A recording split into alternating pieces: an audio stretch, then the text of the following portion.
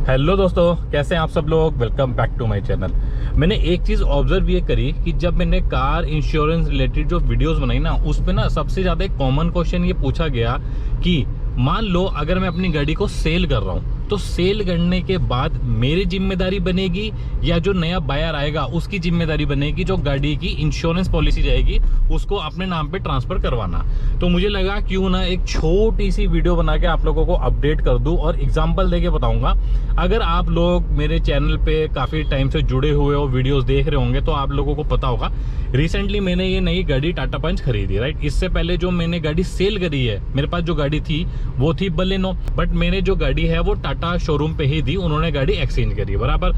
अब उसकी जिम्मेदारी ये होगी कि जब तक गाड़ी की आरसी वगैरह सब कुछ ट्रांसफर ना हो जाए, तो जो नया बायर होगा ना, वो नए बायर के नाम पे जब तक गाड़ी नहीं रजिस्टर्ड हो जाएगी तो जो ये आपका टाटा मोटर्स वाले होंगे वो गाड़ी उसको नहीं देगा। तो एक सबसे बड़ी जिम्मेदारी तो मेरी ये खत्म हो जाएगी। और जैसे ही वो गाड़ी आरसी जो होगी ट्रांसफर होगी, मुझे जाना पड़ेगा जहाँ पे गाड़ी जो मेरी आरटीओ रजिस्टर्ड है वहां साइन करने और गाड़ी नाम हो जाएगी, बराबर।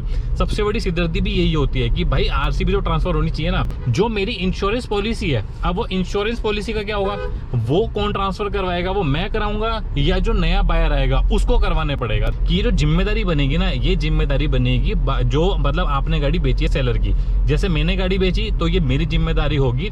जैसे ही गाड़ी जो है सेल हो जाएगी तो गाड़ी सेल होते ही 14 दिन के अंदर, मतलब 14 डेज के अंदर वो मेरे को इंश्योरेंस पॉलिसी क्या होगा वो उसके नाम पे ट्रांसफर करवानी पड़ेगी। आपको पता होगा, देखो एक थर्ड पार्टी इंश्योरेंस होती है और एक होती है ऑन डैमेज। तो जो ये थर्ड पार्टी पॉलिसी होगी ना, वो ऑटोमेटिक 14 दिन के लिए, वो जो ग्रेस पीरियड का टाइम मिला ना 14 डेज के लिए, ऑटोमेटिकली जो होगी वो ट्रांसफर हो जाएगी जो नया बायर होगा, बराबर।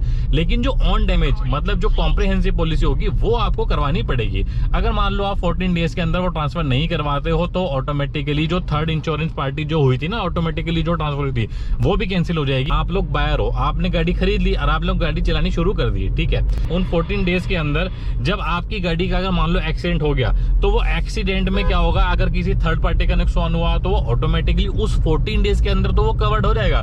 बट मान लो अगर 14 डेज क्रॉस कर गए तो उस केस में क्या होगा, तो इंश्योरेंस पॉलिसी होगी वो नल एंड वॉइड हो जाएगी ना। और उन 14 डेज के अंदर अगर मान लो थर्ड पार्टी का नुकसान होता है, वो थर्ड पार्टी का नुकसान तो कवर हो जाएगा, बट आपकी गाड़ी का जो नुकसान होगा वो कैसे कवर करोगे। तो इसलिए बहुत सारे लोग इतने ज्यादा परेशान हो जाते हैं भाई कि सर देखो अब गाड़ी का एक्सीडेंट हो गया तो गाड़ी का इंश्योरेंस जो होगा, जो नुकसान होगा वो कौन क्लेम करेगा। भाई वो जो नया बायर होगा वो क्लेम करेगा या फिर मैं क्लेम कर सकता हूँ। अब आप तो क्लेम नहीं कर सकते हो क्योंकि जो इंश्योरेंस पॉलिसी है वो आपके नाम तो है नहीं, वो तो जो ओल्ड जो आपका जो सेलर है उसके नाम पे है। इसीलिए पंगे हो जाएंगे और आप लोगों का जो इंश्योरेंस होगा वो कवर्ड नहीं होगा, वो क्लेम भी नहीं मिलेगा और नुकसान आपका उल्टा हो जाएगा। तो इसीलिए 14 डेज के अंदर जो होगी, जो आपका जो सेलर होगा उसकी जिम्मेदारी बनेगी। तो एक बार ये आपको भी पता होना चाहिए कि इंश्योरेंस पॉलिसी का एक्चुअली में करना क्या है। अगर मान लो गाड़ी कहीं एक्सीडेंट वगैरह हो जाती है तो नुकसान तो भाई आपका होगा, आपको अपनी जेब से जो है वो भरपाई करनी पड़ेगी, राइट। दोस्तों आई होप आप लोगों को इन्फॉर्मेशन अच्छी लगी होगी और जानकारी पसंद आई होगी।